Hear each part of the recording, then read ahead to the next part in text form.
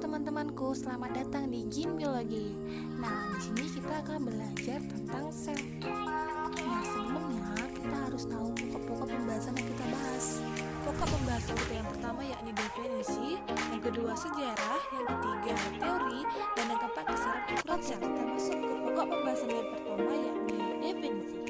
Seluruh makhluk hidup, baik itu mikroskopik maupun makroskopik, itu semua tersusun dari bagian-bagian terkecil yang disebut dengan sel. Kalau teman-teman tanya, virus itu termasuk sel atau enggak sih? Nah, jawabannya nanti akan dijawab di part selanjutnya ya, karena durasi nggak cukup. Oke, jadi sel itu apa sih? Nah, untuk lebih rincinya, sel adalah unit fungsional, struktural, hereditas terkecil dari makhluk hidup. Nah, maksud dari fungsional di sini yaitu jika makhluk hidup itu bisa melakukan suatu fungsi kehidupan seperti bereproduksi, bersekresi, ternyata di sini juga sel juga bisa bereproduksi, bersekresi. Oke, untuk pembahasan reproduksi sel nanti akan dibahas di part selanjutnya. Kita masuk ke sejarah sel. Oke teman-teman, untuk sejarah sel ini agak dikhususkan sekali teman-teman, karena ini sangat puyeng banget untuk menghafal sekian banyak kata yang harus dihafal dan dipahami mengenai tokoh-tokoh yang berperan aktif. Namun di sini aku memberikan pitahan dan tips untuk kalian supaya kalian lebih sedikit dalam hafal. Jadi di sini bersekian banyak tokoh, jadi aku merangkumnya dalam 5 tokoh. Jadi kelima tokoh ini sangat-sangat berperan aktif dan sangat-sangat banyak ditanyakan di soal. Jadi siapakah tokoh itu? Jadi tokoh yang pertama yaitu Robert Hooke. Beliau adalah penemu sel pastinya. Beliau adalah penemu sel pada tahun 1665.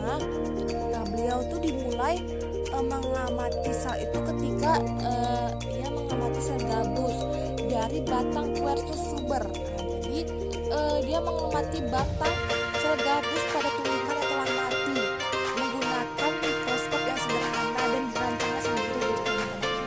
Dan ternyata dia menemukan ruang-ruang kosong yang dinamainya sebagai selular atau yang kita kenal sebagai sel.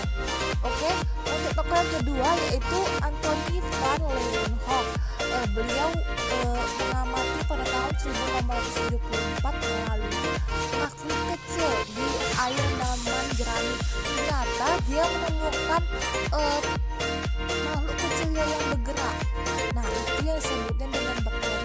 Kemudian tokoh yang ketiga yaitu Robert Brown.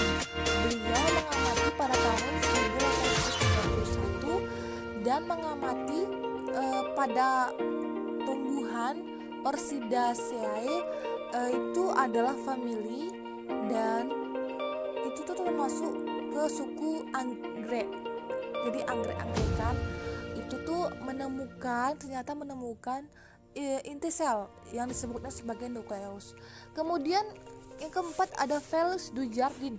Beliau menemukan sarkode sebagai cairan sel. Kemudian yang kelima Johannes Purkinje.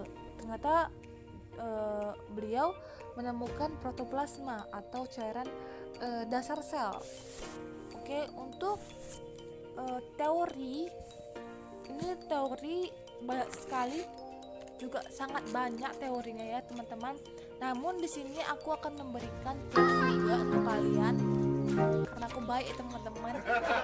Jadi aku memberikan tips teori yang umum dan juga banyak ditanyakan di soal. Jadi teori-teori itu yaitu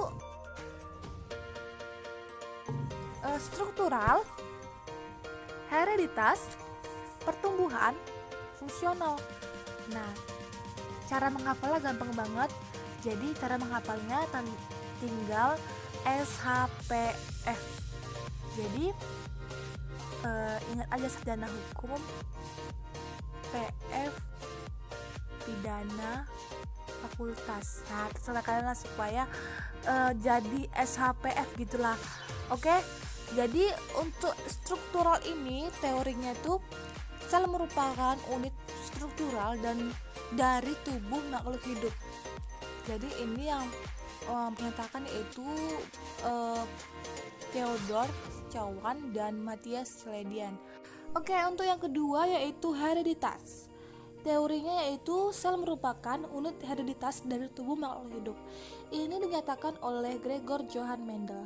Kemudian yang ketiga, teori pertumbuhan.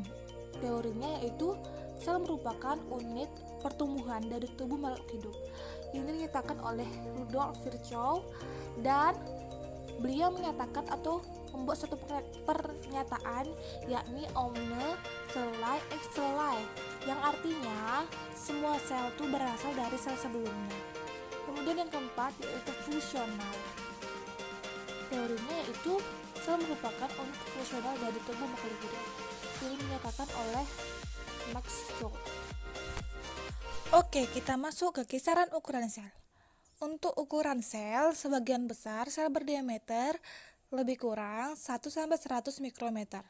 Nah, untuk sel hewan, ukurannya lebih kurang 20 mikrometer. Untuk sel tumbuhan, ukurannya lebih kurang 40 mikrometer. Nah, untuk amoeba, ukurannya lebih kurang 90-800 mikrometer. Untuk alga, ukurannya lebih kurang 50.000 mikrometer. Nah, karena ukuran sel yang kecil itu menyebabkan sel itu sulit untuk diamati dengan mata telanjang. Oleh karena itu digunakanlah mikroskop untuk mengamati sel yang ukurannya kecil itu. Ada berbagai macam mikroskop. Yang pertama, mikroskop elektron. Nah, mikroskop elektron ini dapat mengamati ukuran diameter antara 0,1 nanometer sampai 50 mikrometer. Nah, yang kedua, mikroskop cahaya.